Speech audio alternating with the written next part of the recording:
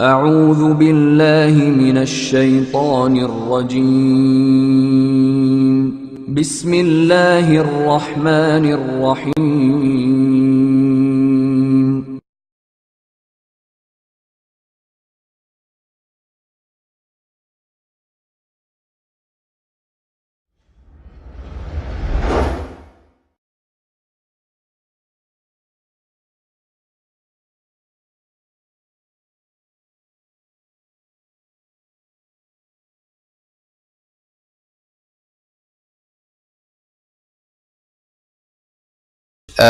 کتاب کا مطالعہ کرنے کا سب سے بہترین طریقہ کیا ہے؟ سب سے بہترین تو طے نہیں کیا جا سکتا کہ واقعی سب سے بہترین کیا ہے، البتہ ہر انسان کی نوعیت کے اعتبار سے کچھ چیزیں اس میں بدل سکتی ہیں، لیکن عام طور سے اپنا اپنا تجربہ ہر ایک کا الگ ہوتا ہے، تو علماء سے ان سے تجربہ لینا چاہیے کہ واقعی ان کے مطالعے کا طریقہ کیا ہے، اور ہر عالم کے پاس، ہر پڑھنے والے کے پاس کچھ نہ کچھ ایسی چیز انسان کو ملے گی جس سے بہت فائدہ ہوگا۔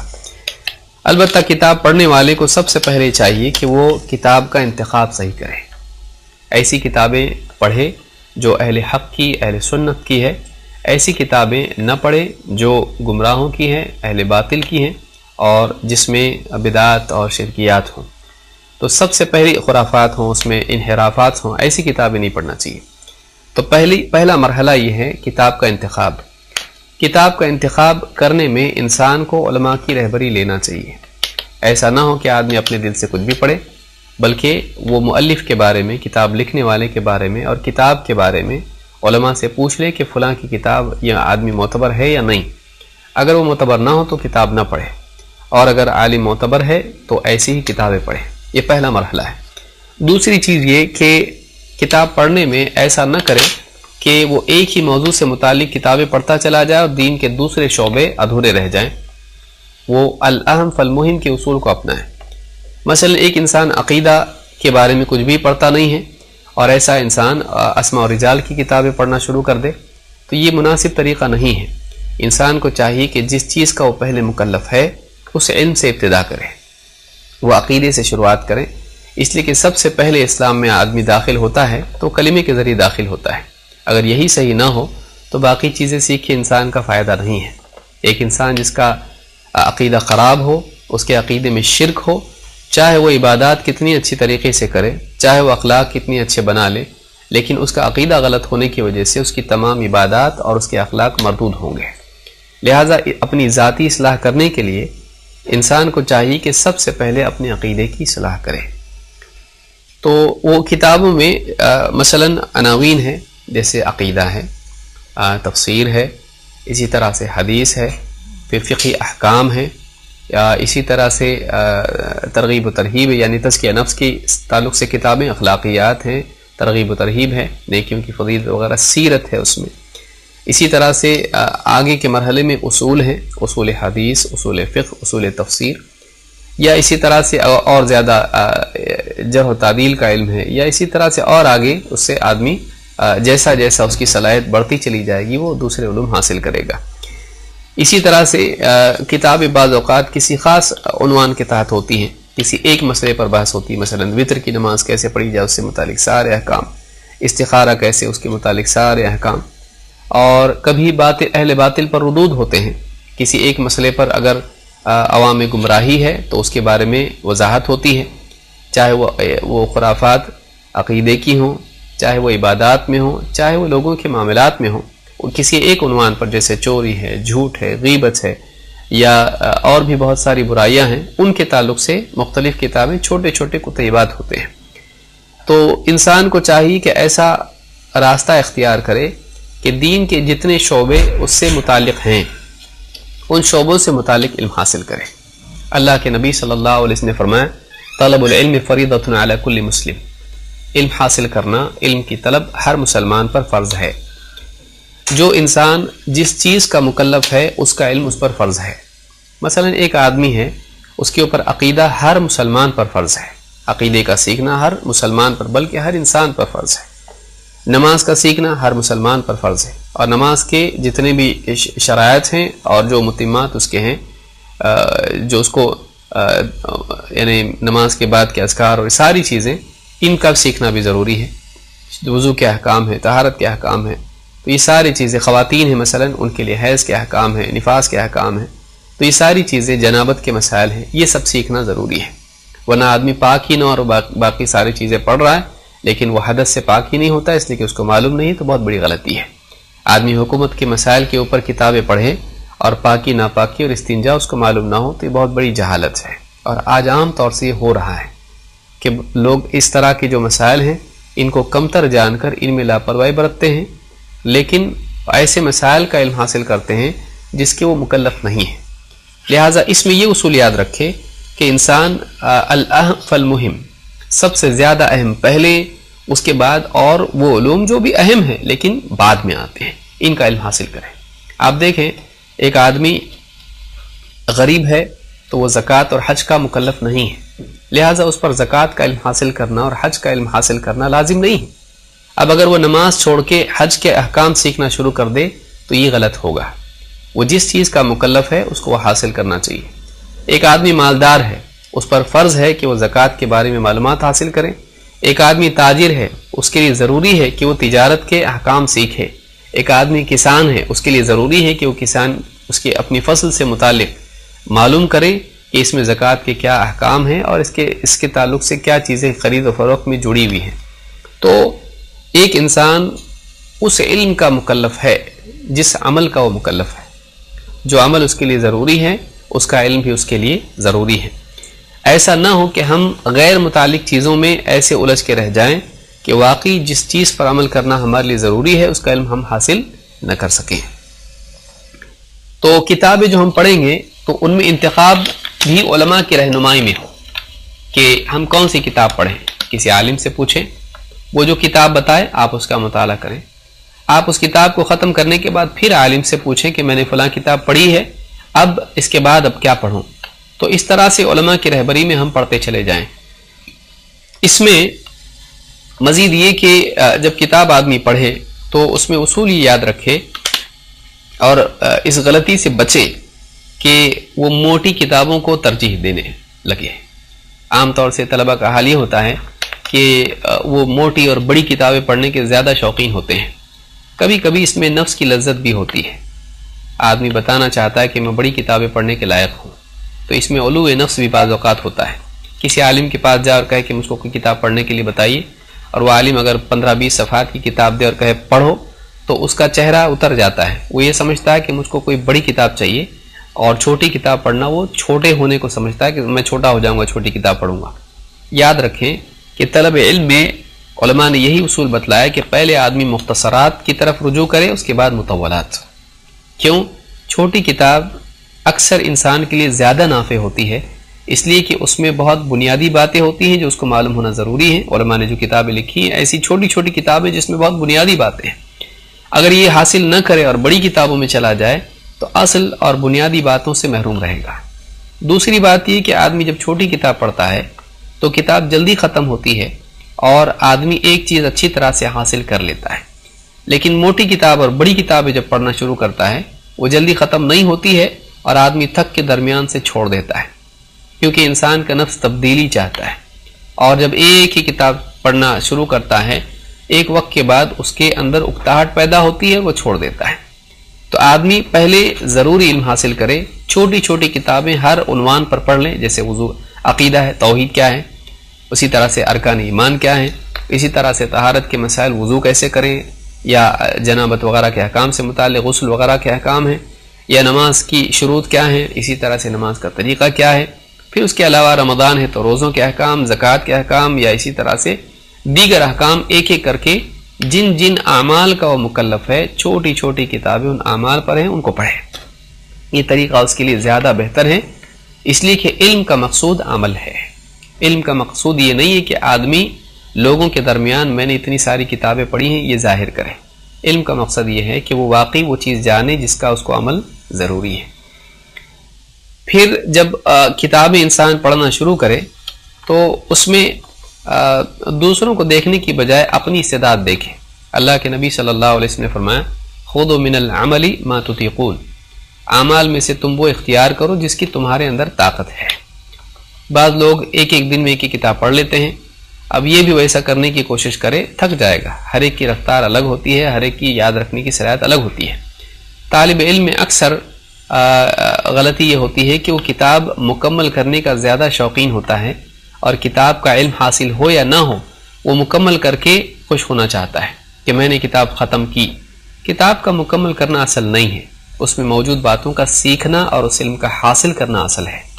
لہذا چاہے اس کی رفتار تھوڑی کیوں نہ ہو، وہ مسلسل ایک رفتار سے کتاب پڑھتا چلا جائے. مثلا ایک آدمی مثال کے طور پر 100 صفحات کی کتاب ہے. ایک آدمی سب سے پہلے دیکھ لے کہ میں ایک صفحہ کتنے منٹ میں پڑھ سکتا ہوں اچھی طرح سے سکون کے ساتھ. مان لیجئے وہ 5 منٹ میں پڑھ سکتا ہے ایک دم ہر چیز کو سمجھتے ہوئے. اب 5 منٹ کے حساب سے وہ اندازہ لگائے کہ ایک صفحہ جب میں 5 منٹ میں پڑھتا ہوں تو مجھ کو میرے پاس روزانہ کتنا وقت ہوتا ہے کہ میں کتاب پڑھ سکوں. مان لیجئے صبح میں اس کے پاس وقت ہوتا ہے، یا رات میں وقت ہوتا ہے، یا دوپہر میں وقت ہوتا ہے، جب اس کی طبیعت میں انشراح ہوتا ہے. ایسا نہیں کہ نیند آ رہی ہے اور وہ اس وقت میں پڑھ رہا اور آدھی بات یاد آدھی بھول جائے. تو ایسا وقت جس میں وہ فریش ہوتا ہے، مان لیجئے صبح کا وقت ہے، وہ ایک دم فریش ہوتا ہے، نیند سے بیدار ہوتا ہے، نماز وغیرہ پڑھنے کے بعد پڑھنے کا مزاج اس میں ہے، یا رات میں سارے کام نپٹا کر آخر میں وہ کچھ پڑھ سکتا ہے. اس وقت میں اس کو تنہائی میں سکون کے ساتھ پڑھنے سے باتیں یاد رہتی ہیں. ہر ایک کا اپنا وقت الگ ہوتا ہے. تو اس وقت میں اس کے پاس کتنا وقت ہے؟ مان لیجئے اس کے پاس آدھا گھنٹہ ہوتا ہے. اب اگر ایک آدمی 5 منٹ میں ایک صفحہ پڑھ سکتا ہے تو آدھے گھنٹے میں کم سے کم 6 صفحات وہ پڑھ سکتا ہے. اگر 3 منٹ میں ایک صفحہ پڑھ سکتا ہے، اور عموماً ایک آدمی 3 منٹ میں ایک صفحہ پڑھ لیتا ہے، چاہے وہ کسی بھی زبان میں پڑھنے والا ہو، زیادہ سے زیادہ اس کو 3 منٹ لگتے ہیں. 3 منٹ کے اعتبار سے آدھے گھنٹے میں اگر آدمی دیکھے تو 10 صفحات وہ پڑھ سکتا ہے. اگر 10 صفحات کے حساب سے وہ پڑھنا شروع کرے، اگر 100 صفحات کی کتاب ہے تو وہ اندازہ لگا سکتا ہے کہ یہ کتاب میں کتنے دن میں ختم کروں گا. مان لیجیے 100 صفحات کی کتاب ہے، ایک دن میں اگر 10 صفحات آدھا گھنٹہ پڑھ سکتا ہے تو 100 صفحات 10 دن کے اعتبار سے ہر دن میں 10 دن میں وہ ختم کر سکتا ہے. تو اس طرح سے ایک آدمی مختلف کتابیں مختلف دنوں میں ختم کر سکتا ہے. اس اندازے کو اگر آدمی یاد رکھے کہ روزانہ مجھ کو کتنا پڑھنا ہے تو وہ اتنا زیادہ پڑھ سکتا ہے کہ اس کو اندازہ نہیں تھا پہلے کہ میں اتنا زیادہ پڑھ سکتا ہوں.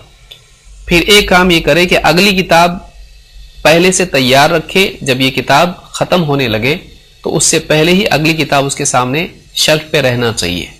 ایک کتاب ختم کرنے سے پہلے دوسری کتاب وہ لا کر رکھ دیں تاکہ درمیان میں اس کے پھر چھوٹنے کی وجہ سے کام چھوٹ نہ جائے. بعض اوقات ہوتا ہے کہ کتاب پڑھ لی، اب دوسری کتاب کون سی پڑھوں سوچنے میں ہی 1 مہینہ نکل گیا. ایسا نہیں ہونا چاہیے. اس کتاب کے پڑھنے کے دوران ہی وہ دوسری کتاب فوراً کسی عالم سے پوچھ کر یا جیسا بھی کسی کی رہبری اس کو ملتی ہے اس کتاب کو تیار رکھے. جیسے ہی ختم ہو گئی اس کتاب کو پڑھنا شروع کرے. اس طرح سے آدمی کا پڑھنا جاری رہے گا اور پڑھتے پڑھتے انسان کی رفتار بھی بدلے گی.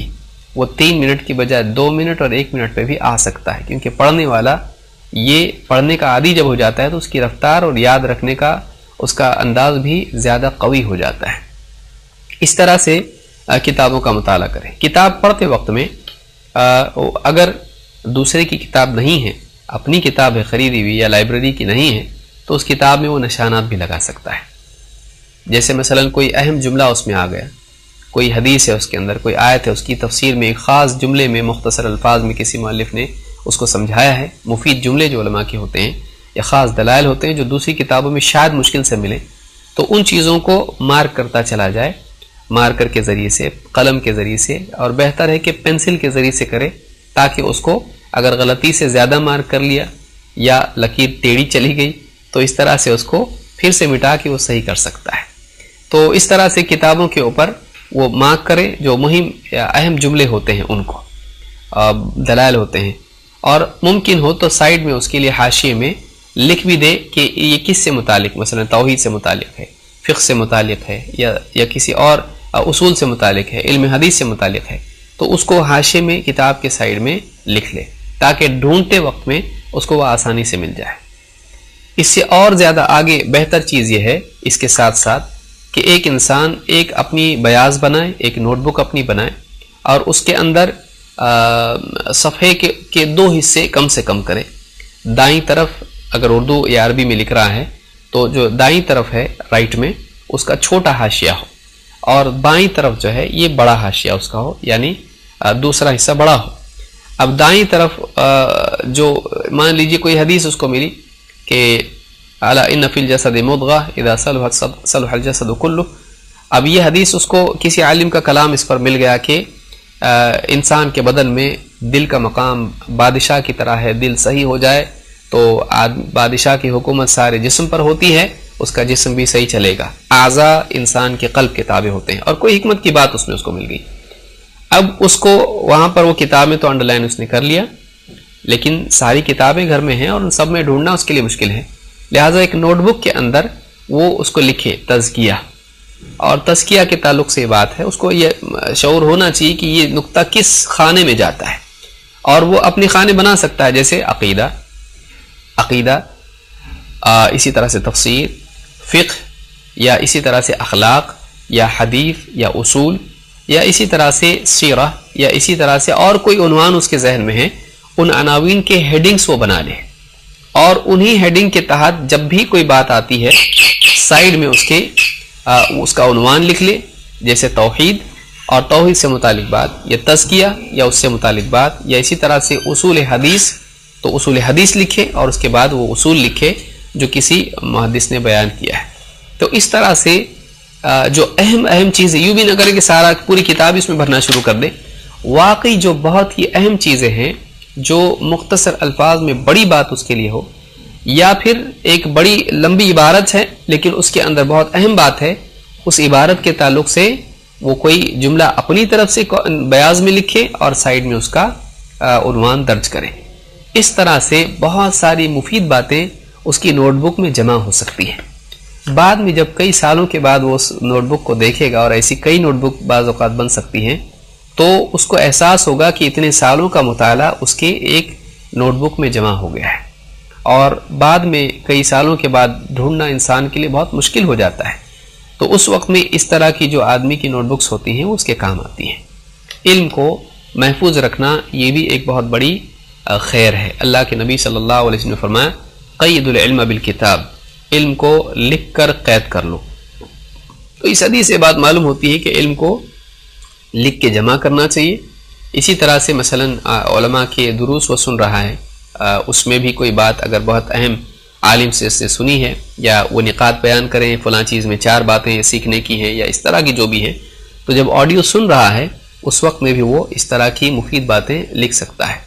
بعض اوقات علماء مختلف کتابوں سے استفادہ کرتے ہیں اور اس کے بعد کوئی بات لوگوں کے سامنے رکھتے ہیں، تو ایسے وقت میں وہ اس کے بس میں نہیں ہے کہ وہ ان ساری کتابوں سے مراجعات کرے، لیکن اس عالم کے خطاب سے وہ استفادہ کر سکتا ہے، تو وہاں پہ وہ لکھ سکتا ہے کہ ماخوذ من کذا و کذا، یہ فلاں درس سے، فلاں خطاب فلاں شیخ کے اس سے ماخوذ ہے۔ تو طالب علم کے لیے چاہیے کہ وہ کتابوں اور خطابات میں جو بھی علم علماء سے لے، کتابوں سے حاصل کرے، اس کو درج کریں، محفوظ کریں، اس میں سے منتخب جو بھی علم کے موتی ہیں ان کو جمع کریں۔ تو اس طرح سے ایک آدمی کتاب کا مطالعہ کر سکتا ہے۔ اس میں مزید اور باتیں یہ ہیں کہ اس کا صحیح وقت چنیں، اس کے لیے صحیح جگہ چنیں۔ بعض اوقات شور شرابے کی جگہ ہوتی ہے اور آدمی وہاں پڑھتا ہے اور اس کے ذہن میں خلل واقع ہوتا ہے۔ بعض اوقات ایسے ہوتے ہیں کہ آدمی کا ذہن بہت بوجھل ہوتا ہے اور اس وقت میں آدمی پڑھے تو اس کو نیند آتی ہے، یاد نہیں ہوتا ہے، بلکہ سمجھ میں بھی نہیں آتا ہے۔ ایک ہی سطر پہ آدمی بار بار گھومتا رہتا ہے اور اگلی لائن پہ نہیں جاتا ہے، اس کو اونگ آ جاتی ہے۔ تو ایسے اوقات کا انتخاب نہ کرے۔ بعض اوقات اس طرح کرنا علم سے دوری کا ذریعہ بھی بنتا ہے۔ اس کو ایسا لگنے لگتا ہے کہ میں علم حاصل نہیں کر سکتا، مجھے کتاب پڑھنا نہیں آتا ہے، میرا سر درد ہوتا ہے، آنکھیں درد کرنے لگتی ہیں۔ ایسے وقت میں نہ پڑھے اور ایسے حالات میں نہ پڑھے جہاں اس کے لیے پڑھنا فائدہ نہیں دیتا ہے۔ وہ اپنے اوقات کو چنے، اپنی جگہ کو چنے۔ تو یہ کچھ باتیں اس سلسلے میں ہیں۔ مزید باتیں ہر پڑھنے والا جو عادی ہے پڑھنے کا، اہل علم سے آدمی پوچھ کے مزید اس سلسلے میں رہنمائی لے سکتا ہے۔ ایک چیز اس میں مثلا جس کو لوگ نہیں سمجھ پاتے ہیں، بہت ہی اندھیرا کمرے میں ہو، لائٹ اس کی بہت ہی کم ہو، ایسے میں اگر پڑھے گا تو اس کو عموماً تکلیف ہوتی ہے۔ تو آدمی ایسی جگہ پڑھے جہاں روشنی بھی مناسب ہے۔ آج کل جیسے بہت سارے موبائل میں لوگ مطالعہ کرتے ہیں یا ٹیبلٹس میں لوگ پڑھتے ہیں، یہ بہت آسانی ہے کہ انسان اپنے ساتھ اس کتاب کو لیے کہیں بھی گھوم سکتا ہے اور جیسی اوقات اس کو مل جائیں اس کو پڑھ سکتا ہے۔ تو تھوڑا تھوڑا کر کے جیسے بعض لوگ بہت بزی ہوتے ہیں اور ان کو بالکل بھی وقت نہیں مل پاتا ہے، ایسے لوگ ایک ایک صفحہ مختلف اس میں پڑھ سکتے ہیں. مثلا ڈاکٹر کے انتظار میں بیٹھا ہوا ہے اور کیو میں ہے، تو اس وقت میں بھی وہ 1-2 صفحات پڑھ سکتا ہے. یا ایسی کتابیں اس وقت میں پڑھ سکتا ہے جس میں بہت گہرا علم اور بہت باریک باتیں نہیں، جن کا سمجھنے کے لیے بہت دقت چاہیے. ایسے وقت میں وہ موٹی موٹی کتابیں پڑھ سکتا ہے، جیسے ترغیب و ترہیب کی کتابیں ہوں یا سیرت کی کتابیں یا کچھ علماء کے قصص ہیں. تو اس طرح کی کتابیں پڑھ سکتا ہے جو ہلکی کتابیں ہیں، جس میں بہت زیادہ باریکیاں نہیں ہیں، تاکہ سمجھنے میں دشواری نہ ہو. تو تھوڑا تھوڑا کر کے آدمی اس طرح سے علم جمع کرے، اپنے وقت کو ضائع نہ کرے، اس لیے کہ پڑھنا علم کے حصول کا بہترین ذریعہ ہے. تو کتاب کے مطالعے میں یہ کچھ باتیں تھیں جن کا لحاظ ہم کو رکھنا چاہیے.